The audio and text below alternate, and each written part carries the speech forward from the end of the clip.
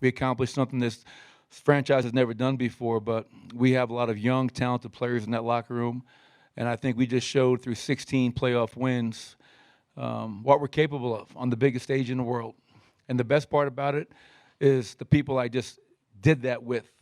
I mean, I love those guys. It's a good feeling when you know that you did something that nobody believes, and it was just us. It's just the organization of Denver Nuggets believe in us. Every player believe in each other, and I think that's the most important thing.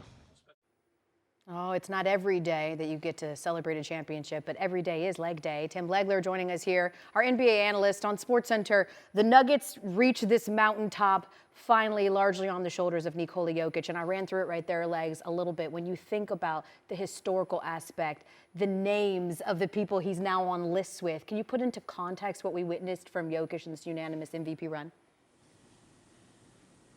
Yeah, El, it's really remarkable when you think about a guy that's already won 2 MVPs, but I felt like he had to pound that gavel and validate that, and that's exactly what he did. So not only does he deliver the first championship in Denver Nuggets history, which is transformational for the franchise, he also has one of the greatest offensive postseasons in the history of this league with what he just did. And I'll take just the last game to put it into context. You look at the game against Miami, the closeout Game 5, there were 20 players that took the court in that game. The other 19 players not named Nikola Jokic shot a combined 35% in that game because there's a lot of pressure. The defensive energy was off the charts. Nikola Jokic went 12 for 16. That's the degree to which he separates himself in moments like that. So we're now looking at a guy that went from a 2-time MVP. That's great. We're trying to figure out where does this guy rank historically.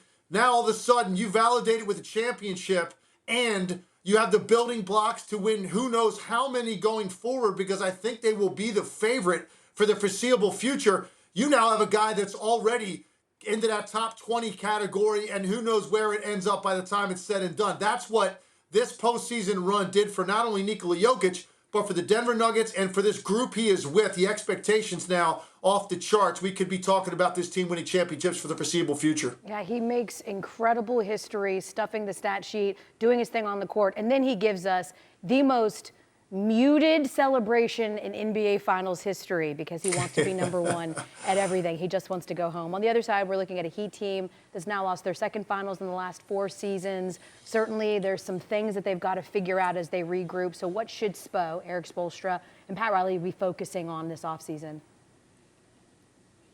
All right, well, look, this wasn't a normal 8 seed. They've got better talent than that at the top of the roster, and those guys are locked up. Jimmy Butler, Bam Adebayo are there. Tyler Hero starts the first year of his new contract next year. Hopefully he'll be back and healthy. So you've got good offensive pieces at the top.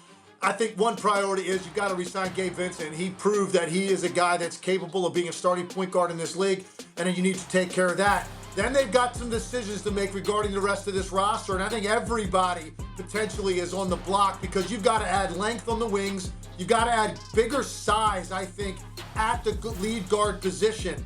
Even if Vincent's your starter, you need to have somebody that's in that 6'5", 6'6" range that can defend bigger guys because they were exposed for that in the Denver series. And you need some scoring punch. So, look, the checklist is long, but a lot of these teams that are close have a lot of things to address. I think Miami's a team that will be in the mix next year for sure, and they're certainly not an 8 seed. They'll have better health, and you'll see that team probably in the top 4 in the Eastern Conference. Yeah, financially, 61% of the Heat's $173 million payroll dedicated to just Butler, Bam, and Hero, making Miami a luxury tax team for the second time in 9 seasons. You could say, Tim, it costs an arm and a leg to keep them together.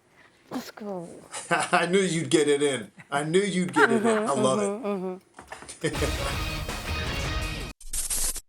Thanks for watching ESPN on YouTube. For live streaming sports and premium content, subscribe to ESPN+.